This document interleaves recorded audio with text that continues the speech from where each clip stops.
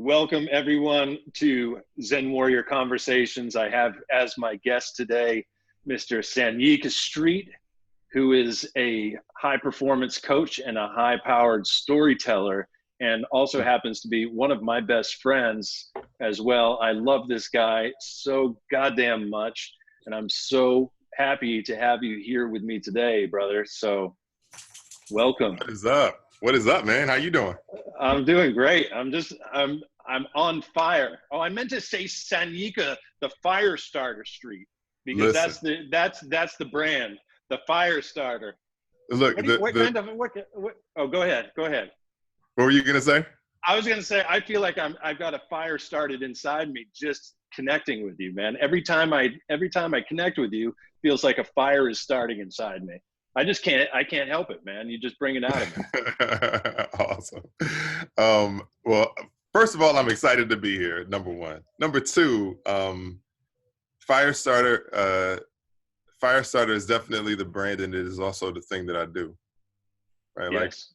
Like, Say more. Say more. I mean, the way that the whole Firestarter, thing evolved was.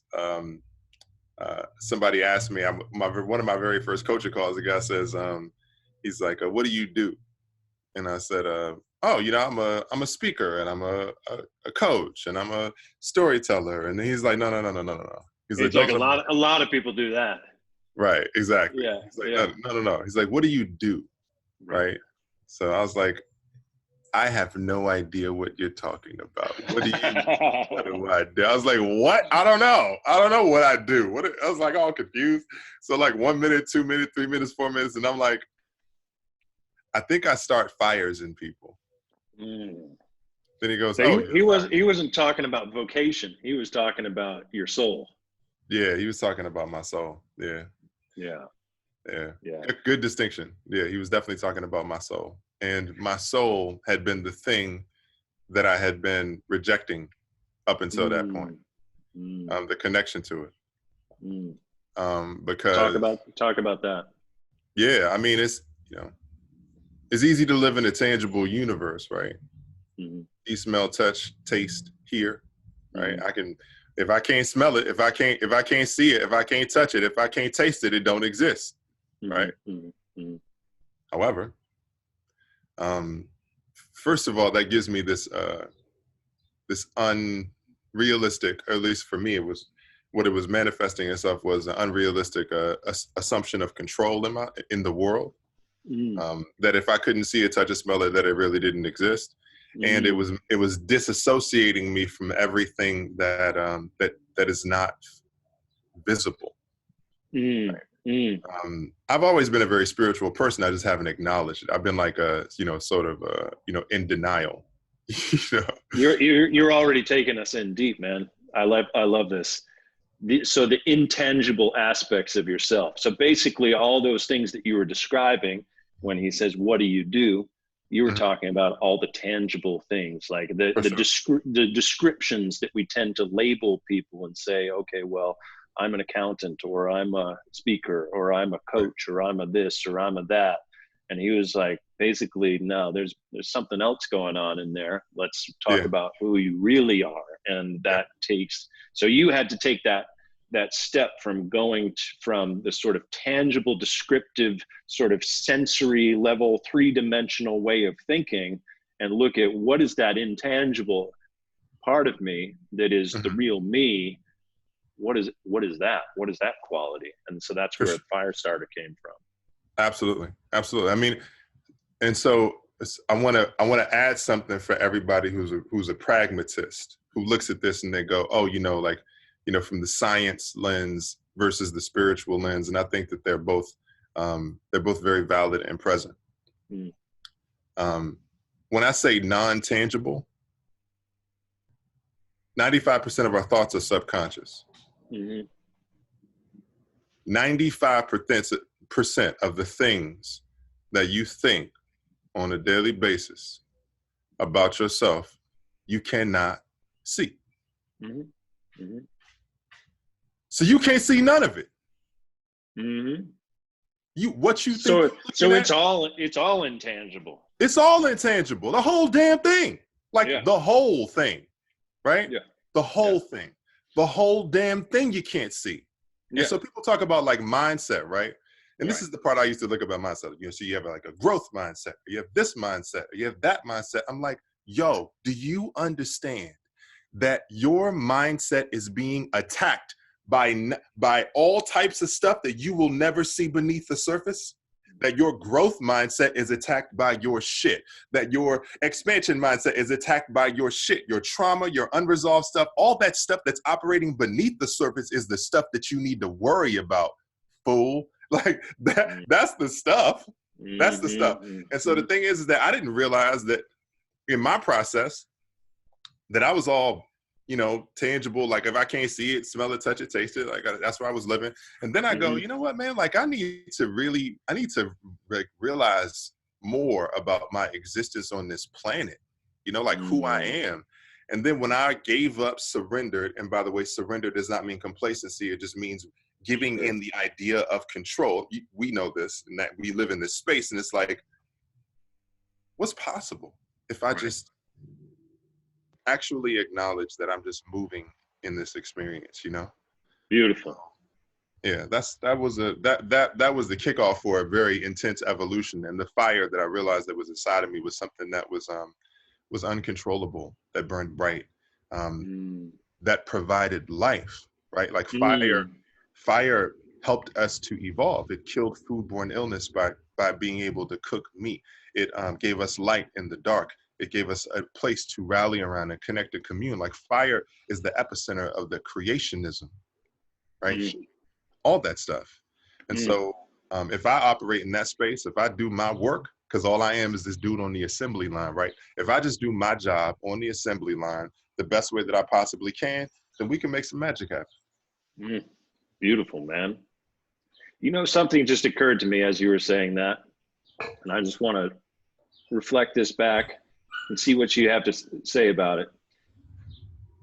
That if we squelch our fire by thinking of things in the purely tangible and not thinking of things in the intangible, if we squelch our fire by doing that, that's the number one way to burn yourself out, isn't it? Because you've got all that fire burning, but it's trying to burn against something that's tangible, and you're actually squelching it. I don't know. I never really thought about it in those terms before. What do you think about that? The fire is what is allowing us to live. When you say squelching the fire, you know, like if you're not allowing it to burn, like what is that? Let me elaborate on that. So when you were describing to whomever that was who was asking you who you are, what you're all about, you were Which actually is very confronting. yeah, exactly. You were actually, the way that you were describing it, you were actually self-limiting by describing, and that's why he took you one step deeper. You were self-limiting. You were saying, well, I'll fit into this category. I fit into this category. I fit into this category. I fit into this job description, just like, you know, and it's sort of thinking from that more tangible three-dimensional level of the descriptive that we think people can relate to. But on a certain level, by doing so, you weren't actually fully honoring that fire. You weren't actually fully engaging with it and owning it. You were saying, okay, well, it's sort of like a more, a little bit like false modesty, kind of like hiding behind the label of speaker, hiding behind the label of coach, hiding behind whatever label your mind might have created to sort of say, okay, well, this is a safe way of fitting in with the world because people understand this. If I use the word, you know, if I use any kind of more radical descriptions or intangible, maybe people think I'm crazy. Maybe people think I'm an egomaniac. I'm not necessarily saying any of this was going on inside you, but these are oftentimes the tendencies that people tend to have to where there's a sort of a resistance to owning their power. And I get that what he was helping you to do was he's helping to facilitate you actually owning who you really are, really owning your power in that intangible way. And I was just making this bridge between, hey, if someone doesn't own their power, if someone doesn't own their own fire, well, then they're going to burn themselves out, because they're not going to, it's going to be like squelching that fire. It's going to be preventing it from continuing to just burn and burn and burn. And what I feel you doing, and I've known you for a few years now, and over that course of that evolution, what I feel is that fire just burns now.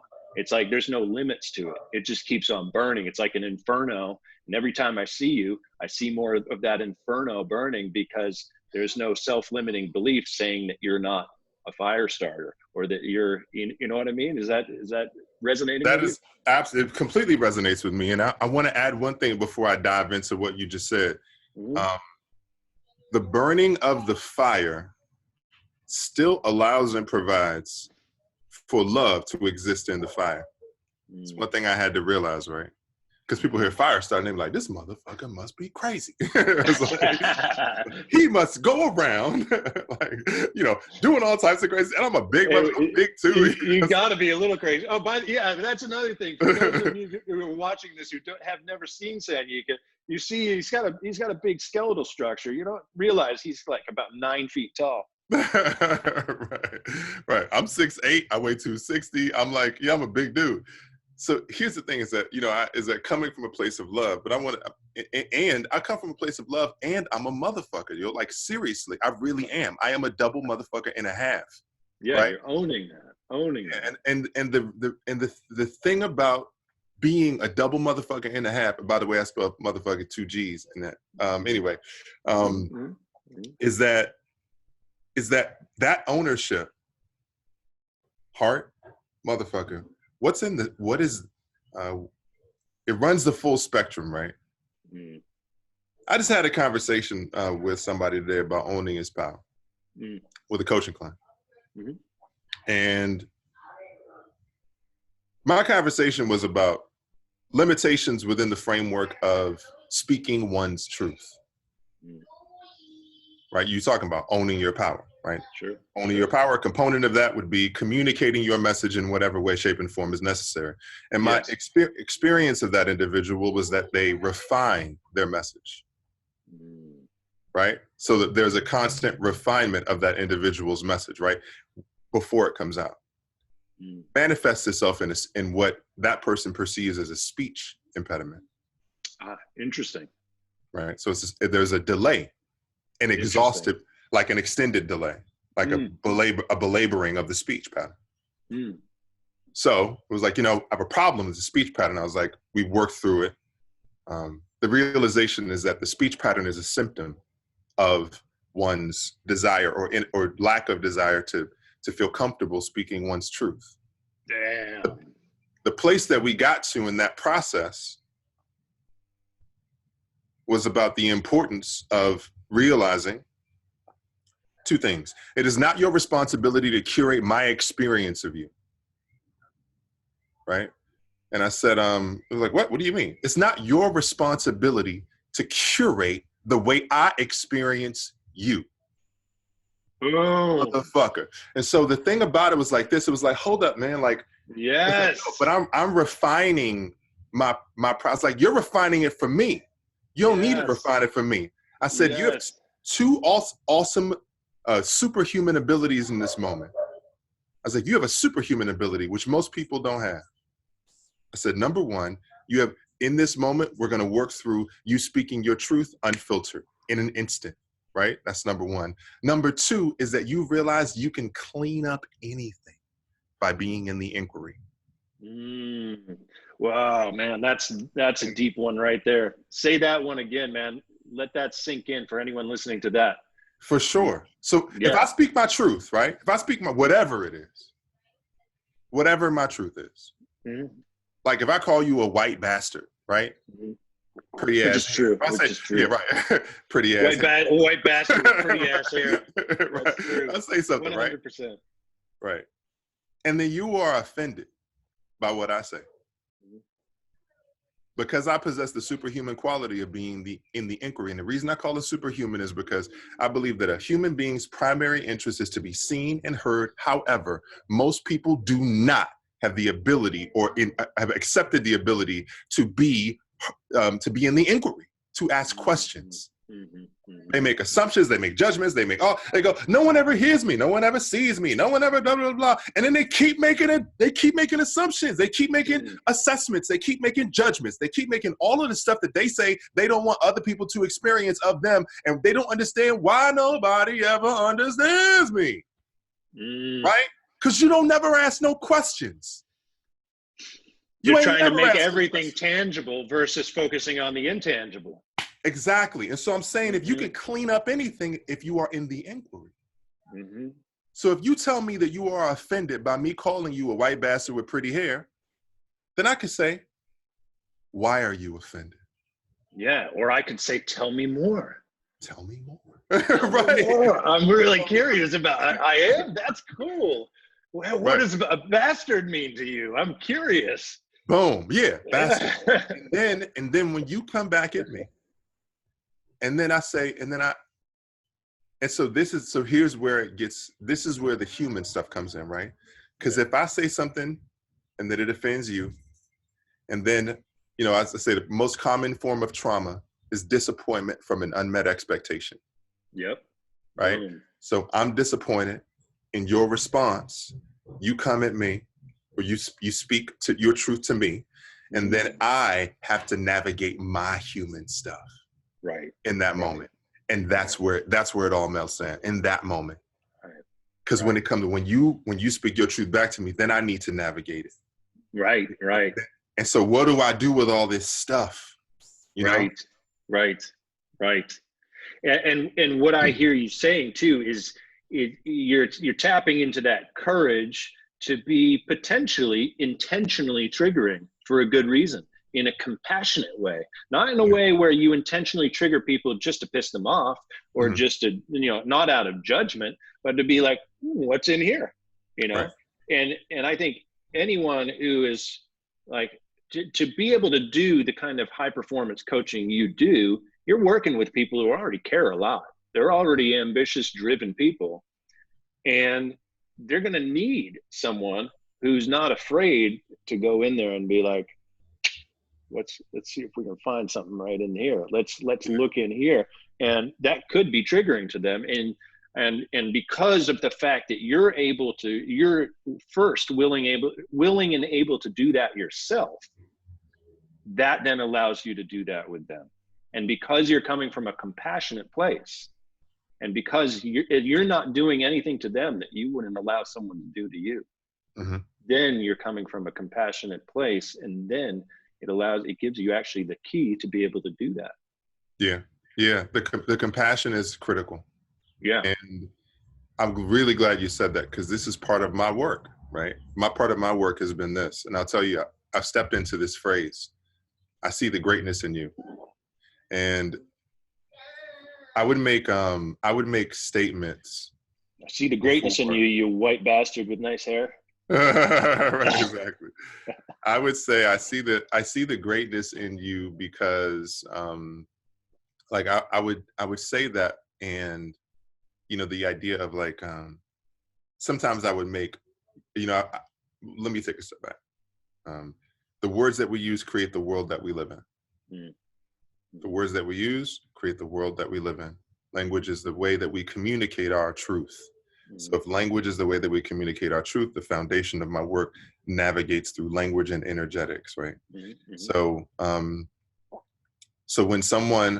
words that we use, 95% of our thoughts are subconscious. So when everything is cool, I can just say stuff, right? Like, you bastard, why you bad, you white bastard, whatever like that. But in my deepest, darkest moments, my mind will take the words that I use with you and use them against me. Sure. They will take the language I use with you and they will use it against me. Sure. Right. And so that's the power of the mind. You think you know your mind, you have no fucking idea. You have no clue. You have no clue. You think you know. Your social media posts, you think you know. You don't know. Right? Your mind is a powerful, powerful tool. No matter how fast you run, you cannot outrun your mind. right? So the thing is that you have to constantly be in the process of making sure that your mind is working for you rather than against you, right? So that means that I need to always navigate when I am in judgment of others, as opposed to just navigating when people are in judgment of me, right? So in that space, in that spirit, what I do is I go, okay, well, am I in the work? I was talking about the dogs, you know, dogs going out, pooping on the carpet, peeing on the thing, all this stuff like that. And I get frustrated by it. I get pissed. I'll be like, man, I say stuff like, you're bad people or whatever like that. You know, I'd say stuff about flippant comments about the dog. And the truth is that if I make flippant comments about the dog in my deepest, darkest moments, my mind will turn then around and use them against me. Even against the damn animals. Wow. So what I have processed in myself is that instead of making flippant comments and judgment, even in my own mind, like even when I don't speak them outside, I say in moments of frustration, because people trigger you. My clients trigger me all the time, right? I get pissed. And then when I get pissed or something like that, I go back to saying, I see the greatness in you. So that's the foundation that you always make sure is there. Always. Seeing the greatness in them as always, the foundation has to be there. Because otherwise, I hear you. Otherwise, you're operating from an idea of who those people are that is a temporary manifestation of your own reactionary impulses around them. Really has nothing to do with them. You're just seeing some patterns that might trigger some stuff in you. Might, create this own, I see that, I don't want to be like that, I see that, I see that mirrored back in myself. That feels uncomfortable, which happens to me all the time in my coaching. Happens to me all the time. I'm like, God damn, I see that myself, that limiting belief. I see how that's showing up. I see how they're mirroring back to me exactly that thing that I struggle with. So so you're reinforcing that foundation and coming back to, all right, that greatness is in you that's where the common humanity exists. That's For sure. where beautiful. You know why? Why it's powerful in that way? Circle of life. Because what will my mind do in my weakest, darkest moments? It will see the greatness in me. And all of a sudden, I've transformed a paradigm, right? Whereas in my deepest, darkest moments, I will say those things, and then I hear my mind beating me up for not doing the thing, right? Who I wasn't yesterday, what I didn't do. And then I go, I see the greatness in you. I can start to live in the present, move towards the future. And then all of a sudden, boom, magic happens, dude. Like all of a sudden I get to live my life. I'm no longer governed by what used to be, who I was not, what I did not do. All of those different things, the perception of what I did not do or was not, who I wasn't. So now I get to step into the greatness that is me and live in that space every day. Beautiful.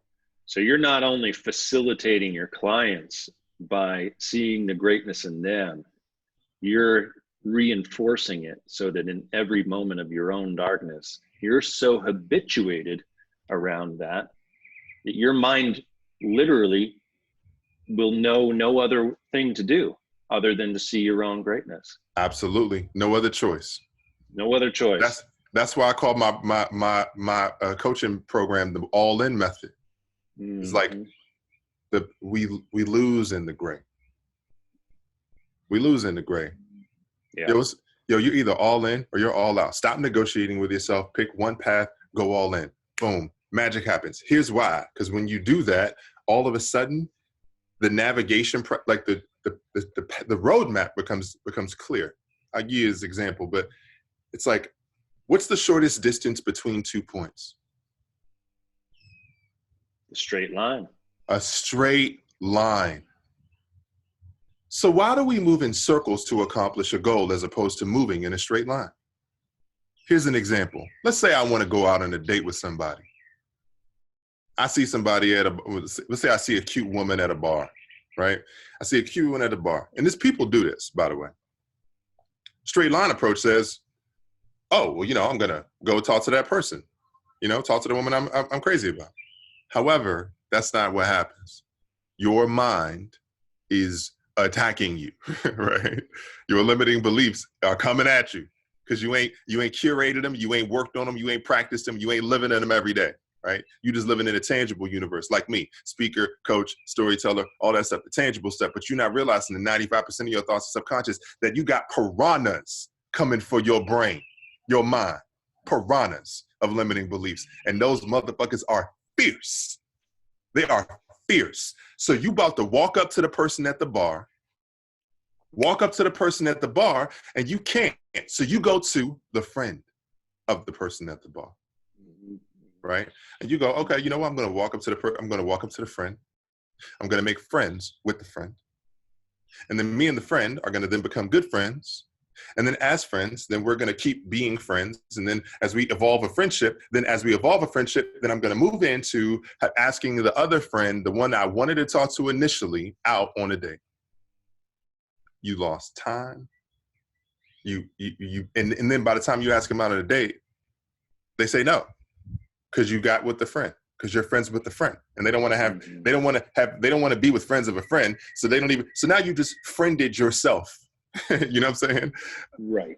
I'm not even in this space like that, but right. and then it's like, and then, on some level, you're all confused about like, well, what did I even just do? Like, right. I started out in this one direction and I ended up in this totally different direction. That wasn't even where I thought that I would go. How did I end up there? And then if you think about it, you're also training your mind that's now what you do.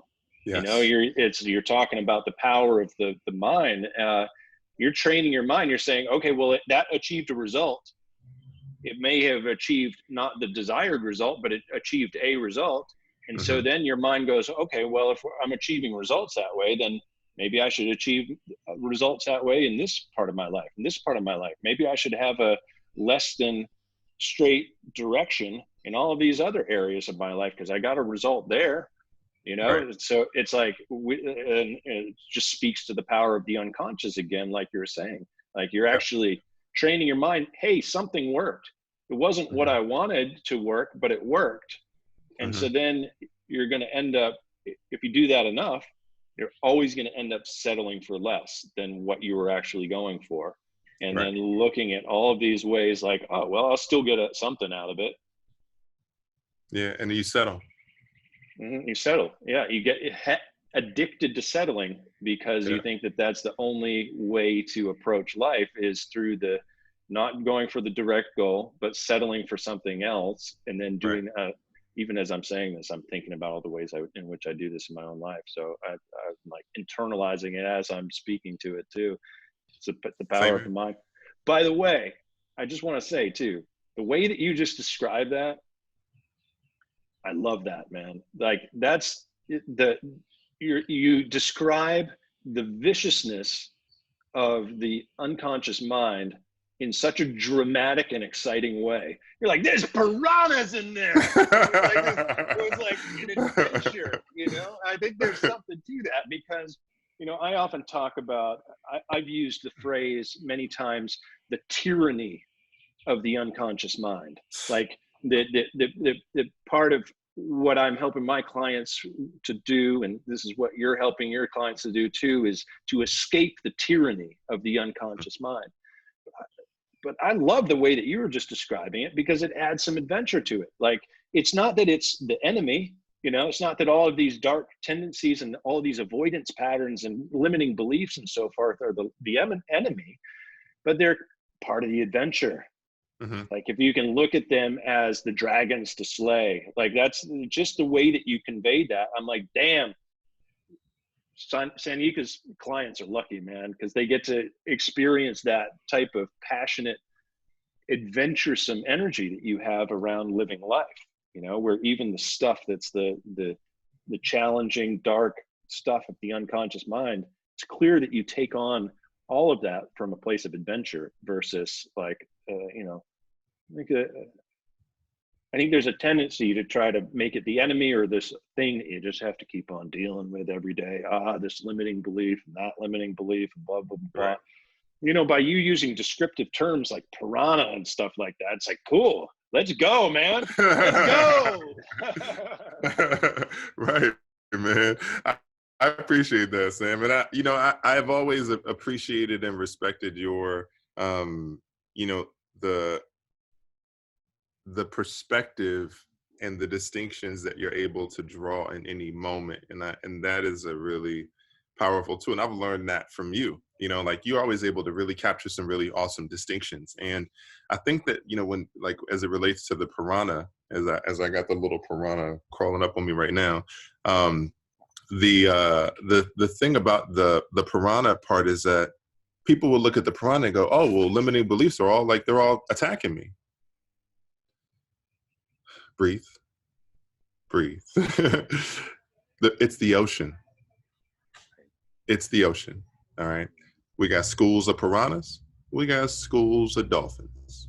And so in the context of it is like, you can have supportive thoughts coming towards you that are encouraging you to pursue an action, right? You can have massive love and light and all that moving you towards an action.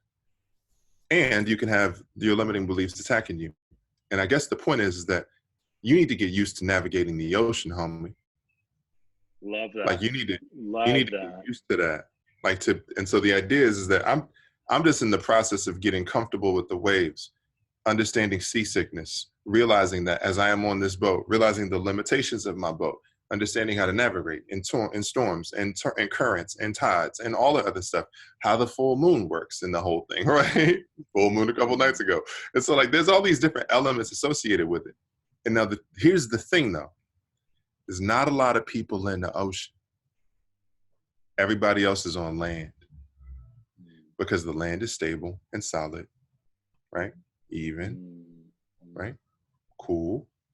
However, if I'm on land and I realize that what's present for me, what's possible for me is in the ocean, future, adventure, all that, right? Possibility.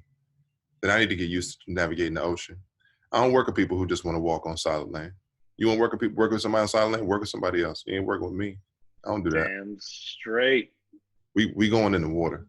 Damn straight. Love that, man. I love that analogy. Yeah, because it's like, hey, if that piranha is there, yeah, well, that piranha is there, but just look over here. There's a whole, like, there's all this other ocean here where it's like, yeah, so the piranha is there, but, it reminds me of back several years ago, I had this, when a bird flies inside your house, well, this bird flew in and it was going bananas and it was just trying to get out this window, and it just kept on banging up against that window, over and over and over again, over and over again. It was exhausting itself. Meanwhile, over here, there was a wide open door, just two wide open doors. There's all this space, and that bird easily could have flown back out, but here it was banging up against this window, and all it had to do was stop banging up against the window for a second, slow down, look over its shoulder, and it would have seen the opening. And that's exactly what I just heard you saying about that piranha and the rest of the ocean. Like, if that piranha is the only thing that you're focused on, then you're just going to get in a battle with the piranha, and it's going to be exhausting. And then you're going to think, I got to beat this piranha right now, rather than, hey, just swim that way, because there's an open door. There's the rest of the ocean is right over here. Yeah. So, yeah. And the current is taking you that way too, by the way, right? The flow is taking you. And so when we look at flow, which is definitely a portion of our work, is that many people look at flow in the space of, I need to get in flow. And like flow, basically what I'm saying is that flow exists in chaos, right? It exists in chaos. Like, you cannot create flow other to only realize that flow is just a distinction between the chaos, right? It is a point of alignment in the chaos. So for instance, like when I think about flow in a basketball standpoint, because that's like, I think about, like the game is chaotic. The game itself is chaotic. And then you hit this moment where you're like starting to feel alignment. You're like, okay, yeah, I'm feeling good. I'm feeling good. You hit your first jump shot and you go, all right, cool. Okay, got it.